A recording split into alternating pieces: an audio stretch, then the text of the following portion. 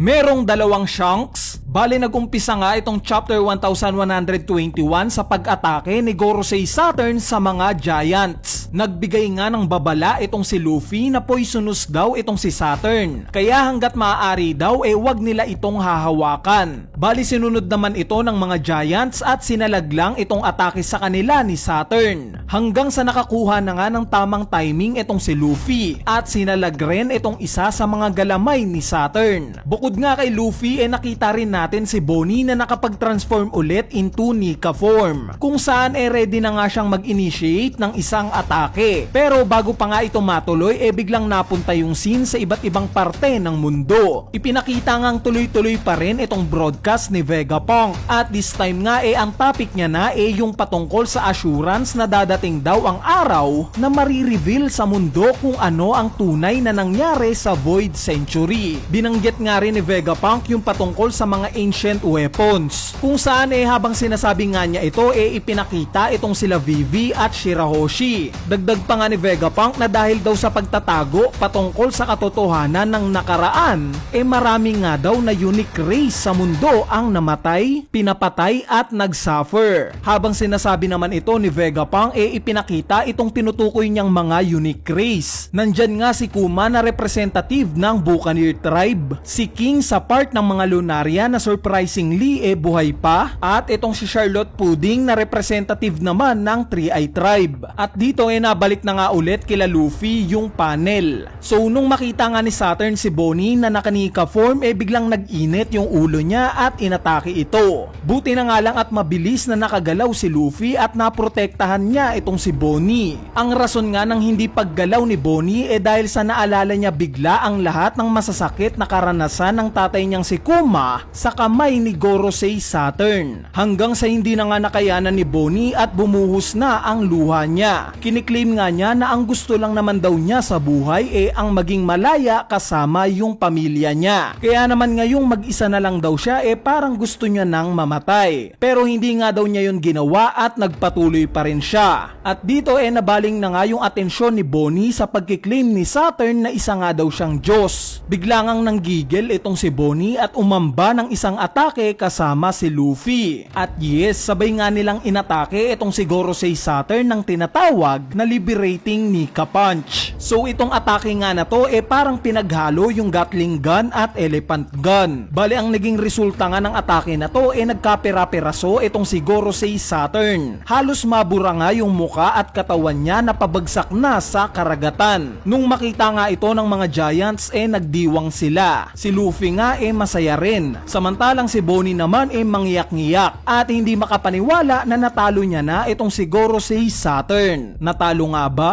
Anyway, kasabay nga ng kasiyahan nila bigla ring nag-appear mula sa itaas itong Thousand Sunny. Ipinakita nga itong grupo nila Zoro na pabagsak na sa karagatan. Sa kabilang banda naman nagpatuloy nga ulit itong announcement ni Vegapunk at this time nga ang topic naman niya patungkol na sa fate. Naniniwala nga daw siya sa humanity at science na mapoprotektahan nito ang mga sarili nila mula sa dilubyong paparating. Naniniwala nga daw siya sa new generation similar sa paniniwala niya sa mga old legends gaya ni Whitebeard. At speaking of old legends bigla ngang napaisip si Vegapunk kung itong mga nangyayari daw ba ngayon alam daw kaya ni Goldie Roger o kung siya daw ba mismo ang nag-set up ng mga nangyayari ngayon. Bali habang sinasabi nga ito ni Vegapunk ipinakita na naman yung mga tao sa iba't ibang parte ng mundo gaya nila Silver's Rayleigh, yung Hachinosu, yung Red Force na barko ni Shanks, itong Cross Guild at itong Marine Headquarters. So nagtapos nga itong announcement niya sa pagsasabi na nakadepende na daw ngayon ang kapalaran ng mundo sa kung sino ang makakahanap sa One Piece treasure. Kasabay nga ng praise na to ipinakita itong apat na emperor na sabihin na nating pinakamalapit sa pagkuha ng One Piece. Ipinakita rin itong ilan sa mga main characters gaya nila Akainu, Dragon, Insama, Kobe, Kuzan, si Saint Figarland Garling, si Sabo at itong isang misteryosong karakter na isang silhouette. At dito na nga nagtatapos itong chapter 1121.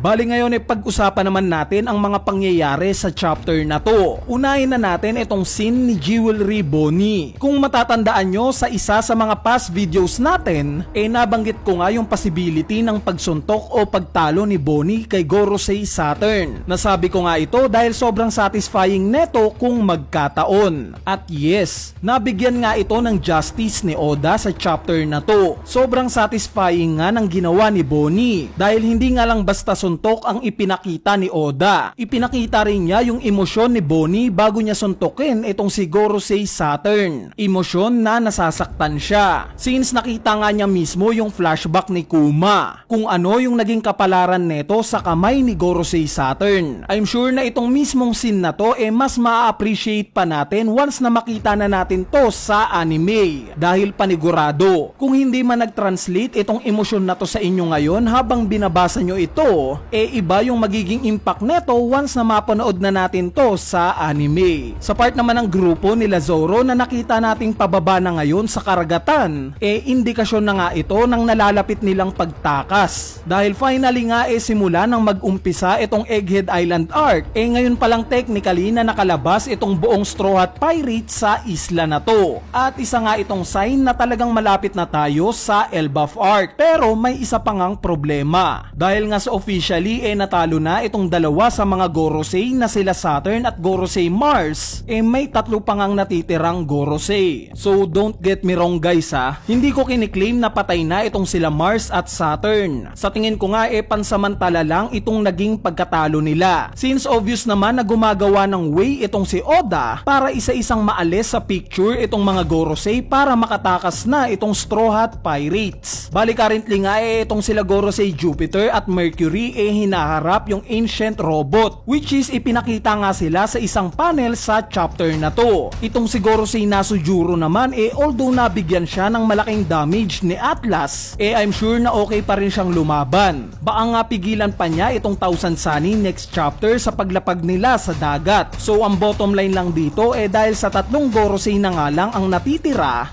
mas kaya na nga itong pigilan ni Luffy. At masasabi nga natin na sila na ang may upper hand ngayon sa nangyayaring laban na to. Anyway, ayan na nga yung review natin sa latest chapter ng manga na chapter 1121. Yung ibang part nga na hindi natin natalakay as usual, gagawa na lang natin ng separate video. Bali meron ngang break next week, pero asahan nyo na tuloy-tuloy pa rin yung upload natin. Since marami nga akong utang sa inyo sa hindi paglalabas ng videos na itong mga nakaraang araw. Kaya asahan nyo na marami tayong ilalabas pa na video this week at next week kahit break pa. Bali sana nga ina-enjoy nyo itong video natin ngayon. So yun lang, peace!